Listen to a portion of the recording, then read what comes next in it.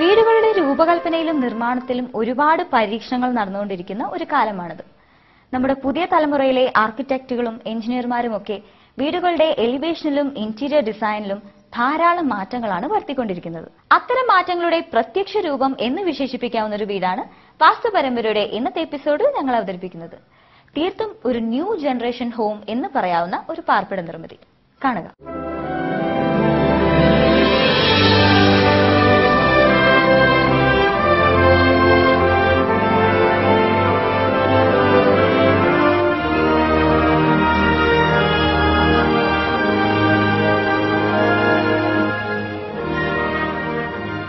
നമ്മുടെ ആർക്കിടെക്ചർ മേഖലയിൽ വന്ന പുതിയ കാഴ്ചപ്പാടുകൾക്കനുസരിച്ചുള്ള ഒരു ഡിസൈനാണ് ഈ വീടിന്റേത്. ഒരു വീട് നിർമ്മിക്കുമ്പോൾ പുതുമ വേണം എന്നാഗ്രഹിക്കുന്നവർക്ക് മാതൃകയാക്കാൻ പറ്റിയ നല്ലൊരു നിർമ്മിതി. കണ്ടാൽ ഒരു ലക്ഷറി വില്ല എന്ന് തോന്നിക്കുമെങ്കിലും ഇതൊരു കോസ്റ്റ്ലി ഹൗസ് അല്ല. ഇന്റീരിയർ ഫർണിഷിംഗ് ഒഴികെയുള്ള ജോലികളെല്ലാം 40 ലക്ഷം രൂപയ്ക്ക് പൂർത്തിയാക്കിയ ഒരു വീടാണിത്. ഈ വീടിന്റെ വിശദമായ കാഴ്ചകളാണ് വാസ്തുവിൽ ഇനി തുടർന്ന് കാണുക. മലപ്പുറം ജില്ലയിൽ പെരിന്തൽമണ്ണയ്ക്ക് സമീപം കുന്നപ്പള്ളിയിൽ അടുത്തിടെ നിർമ്മാണം പൂർത്തിയായ ഒരു വീടാണിത്.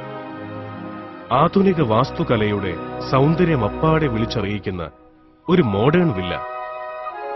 ഒറ്റ നിലയായി നിർമ്മിച്ച ഒരു വീടാണിത്. പക്ഷേ 2 നില വീടിന്റെ തലയെടുപ്പും ഗാംഭീര്യവും ഫീൽ ചെയ്യും ഈ വില്ല കാണുമ്പോൾ. എക്സ്റ്റീരിയർ ഡിസൈനിന്റെ അപാര ചാരുതയാണ് ഈ വീടിന്റെ മുഖ്യ ആകർഷണം.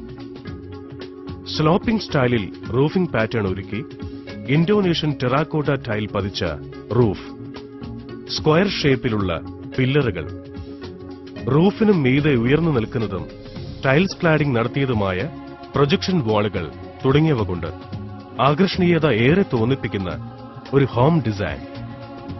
വിശാലമായ മുറ്റം, അതിനരികെ പറ്റി ഒരുക്കിയ ലാൻഡ്സ്കേപ്പ് ഗാർഡൻ, കാർപോർച്ച്, ഭംഗിയാർന്ന സിറ്റ് ഔട്ട്, സിറ്റ് ഔട്ടിനും കാർപോർച്ചിനും മധ്യയായി നൽകിയ കോർട്ട്യാർഡ്, അതിൽ നിരത്തിയ മാർബിൾ പെബിൾസ്, കൊത്തുപണികളുടെ ആർഭാടങ്ങളൊന്നുമില്ലാത്ത ധവളവർണ്ണമാർന്ന ഫ്രണ്ട് ഡോർ.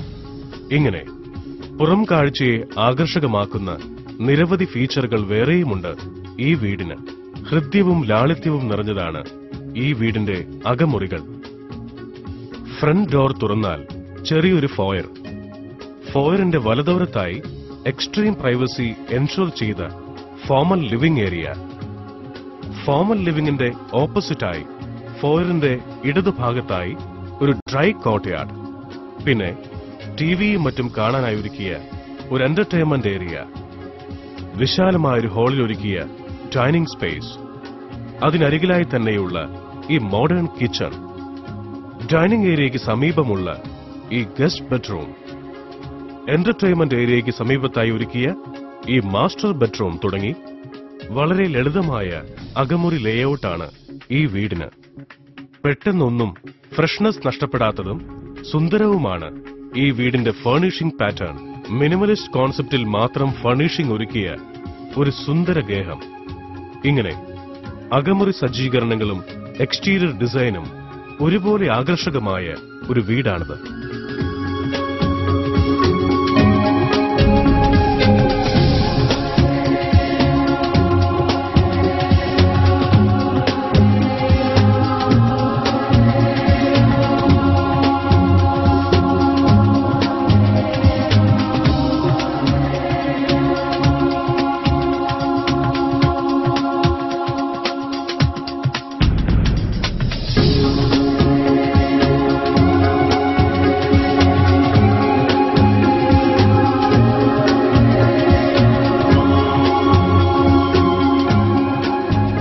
പെരിന്തൽമണ്ണയ്ക്ക് സമീപമുള്ള ആനവങ്ങാട് AUP സ്കൂൾ ഹെഡ്മാസ്റ്ററായ ശ്രീ ടി ഉമ്മർ മാസ്റ്ററുടേതാണ് ഈ വീട്.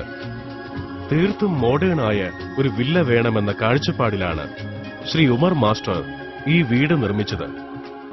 കോഴിക്കോട്ടെ നുഫൈൽ മുനീർ അസോസിയേറ്റ്സ് ഡിസൈൻ ഫോറത്തിലെ കെ മുഹമ്മദ് മുനീറാണ് ശ്രീ ഉമർ മാസ്റ്റർക്ക് വേണ്ടി ഈ വില്ലയുടെ രൂപകൽപ്പന ഒരുക്കിയത്.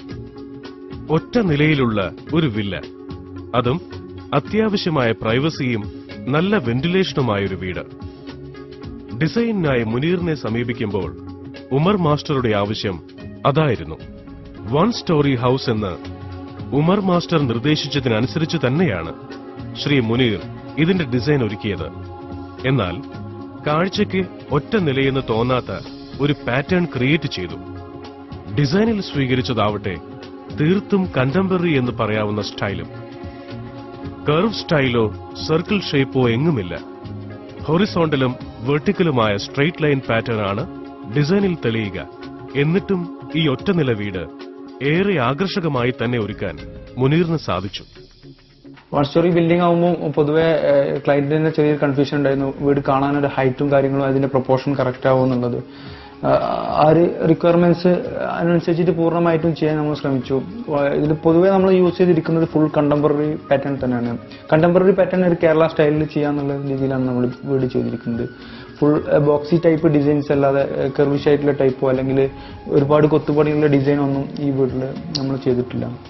പൊതുവെ വളരെ സിമ്പിൾ ആയിട്ടുള്ള ഡിസൈൻസ് ആണ്. നിഷ് ആയാലും അതേപോലെ തന്നെ ഫർണിച്ചർ ആയാലും സോഫ സെലക്ട് ചെയ്യുന്നതും അതേപോലെ തന്നെ ലൈറ്റ് പെർഗോള ഒക്കെ ഒരു വെർട്ടിക്കൽ ലൈൻസ് അല്ലെങ്കിൽ ഒരു ഹൊറിസോണ്ടൽ ലൈൻസിൽ നമ്മൾ കീപ്പ് ചെയ്യാൻ മാക്സിമം ശ്രമിച്ചിട്ടുണ്ട്. അകലെ നിന്ന് നോക്കുമ്പോൾ പോലും ആകർഷകത്വം തോന്നുന്ന എക്സ്റ്റീരിയർ ഡിസൈനാണ് ഈ വീടിന്റേത്. ഗ്രൗണ്ട് ലെവലിൽ നിന്ന് അല്പം മണ്ണിട്ടുയർത്തി എലിവേറ്റ് ചെയ്തെടുത്ത പ്ലോട്ടിലാണ് ഈ വീടിന്റെ നിർമ്മാണം. പിന്നിൽ പച്ചപ്പ് നിറഞ്ഞ തെങ്ങിൻ തോപ്പ്.